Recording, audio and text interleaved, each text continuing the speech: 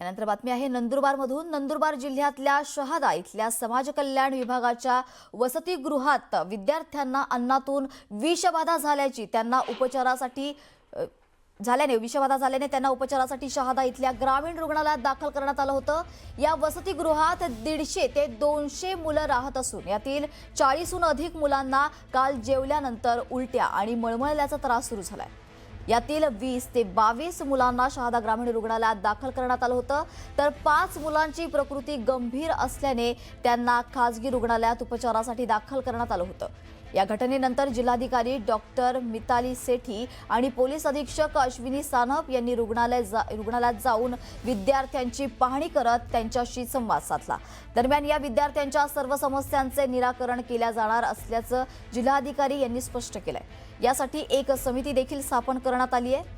त्यांनी सांगितलंय की विद्यार्थ्यांना झालेली ही विषबाधा नेमकी कशातून झाली आणि कशामुळे झाली यासाठी अन्न आणि उलट्यांचे सॅम्पल्स तपासणीसाठी पाठवण्यात आल्याचं देखील त्यांनी स्पष्ट केलं। मुले आता बऱ्यापैकी स्टेबल आहेत। सगळे मुलांना मी भेटली आहे। तिथे पण जे 5 मुले आहेत त्यापैकी पण सगळे ऑलमोस्ट स्टेबल आहे। एक मुलाचा थोडा बीपी कमी आहे, मला वाटते की पुढचे 1-1.5 तासात तो पण बरे होतील। हॉस्टेलमध्ये जाऊन आता थोडा तिथले मुलांसोबत पण बोलते आणि जे आपले आयुक्त किंवा HM किंवा वॉर्डन यांची पण जी जबाबदारी निश्चित करायची आहे ती पण करायची आहे आणि जी पण कमतरता आहे हॉस्टेलमध्ये ते पालकांसोबत एक टीम तयार करून आता माझी हा प्रयत्न राहील की पुढचे 2 महिन्यात ती सगळी त्रुटी आम्ही कमी करू। समाज कल्याणच्या जवळपास 20-25 विद्यार्थ्यांना अन्नातून विषबाधा झालेली आहे। काही विद्यार्थ्यांची परिस्थिती अत्यंत गंभीर असून त्यांना खासगी रुग्णालयात ऍडमिट करण्यात आले आहे। माझं असं मत आहे की शासन हॉस्टेल्सवर, समाज कल्याण हॉस्टेल असो इतर हॉस्टेल असो, विद्यार्थ्यांवर खर्च करत असते, पण इथे कोणीतरी वार्डन आहे जो कधीच इथे उपलब्ध नसतो, हजर नसतो आणि कोणीतरी बिहारी परिवार आहे जो यांना कायम स्वयंपाक करून खाऊ घालत असतो। मुख्यालयीन वेळेत ते कधीच कार्यालयात हजर राहत नाही। शासनाने याची गंभीर दखल घ्यावी। यानंतर एक मोठी बातमी आहे राजकीय वर्तुळातून। ठाकरेंच्या शिवसेनेचे माजी खासदार विनायक राऊतांसह 9 जणांविरोधात गुन्हा दाखल झालाय। विनायक राऊत, मुलगा गीतेश राऊत आणि श्यामल राऊतांसह 9 जणांविरोधात जादूटोणा प्रतिबंधक कायद्याअंतर्गत कारवाई करण्यात आली आहे। शारीरिक, मानसिक आणि आर्थिक छळ केल्याचा गंभीर आरोप त्यांच्यावर होतोय। अंधश्रद्धेच्या नावाखाली कोकणात विविध ठिकाणी अघोरी प्रकार केल्याचा धक्कादायक आरोप आहे। यामुळे राजकीय वर्तुळात मोठी खळबळ उडाली आहे।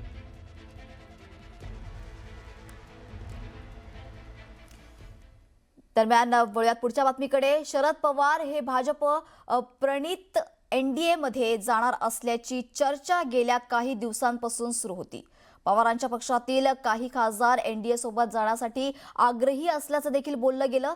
त्यातच पवार आणि शिंदेंच्या भेटीनं चर्चेनं जोर धरलाय। तर माजी मुख्यमंत्री आणि काँग्रेस नेते पृथ्वीराज चव्हाण यांनी पवारांच्या राष्ट्रवादीचे काही खासदार अस्वस्थ असल्याचा दावा केला होता।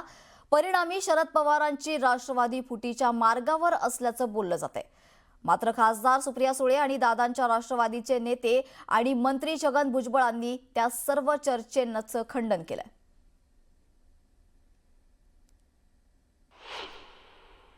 मला अजिबात वाटत नाही की पवार साहेब हे NDA मध्ये येतील। मला किंचित सुद्धा मला वाटत नाही की ते असं होऊ शकेल। एकच आहे की ते ज्या मीटिंगसाठी आले होते सीमा भागातील लढा जो सुरू आहे त्या संदर्भात, त्या जवळचं ऑफिस कुठे बसायला की जिथे कार्यकर्ते किंवा आमदार भेटू शकतील म्हणून ते तिथे बसायला गेल्या, एवढाच त्याचा अर्थ आहे। महाराष्ट्राचे माजी मुख्यमंत्री पृथ्वीराज चव्हाण काँग्रेसचे केंद्रात त्यांनी काम केलं, त्यांनी राष्ट्रवादी काँग्रेसचे खासदार अस्वस्थ आहेत अशा पद्धतीचं वक्तव्य केल्यानंतर हे बातम्या येत आहे। नाही, त्याच्या आधीपासून येत आहेत। आम्हाला तर तुम्ही सगळ्या पक्षांमध्ये पाठवलेलं आहे। आधी आमचा प्रवेश तुम्ही काँग्रेसमध्ये घेतला, नंतर तुम्ही आमचा प्रवेश शिवसेनेत घेतला, नंतर भारतीय जनता पक्षात केला, आता फक्त मनसेच राहिली आमची। म्हणजे दुर्दैव आहे की आमच्या पक्षामध्ये कोणीही एकही उलटं सुलटं स्टेटमेंट केलेलं नाही, ते दाखवावं। आमचा कुठला खासदार बाहेर बोललाय, आमदार बाहेर बोललाय किंवा पक्षातलं कोणी बोलले, कोणीही बाहेर बोललेलं नाही.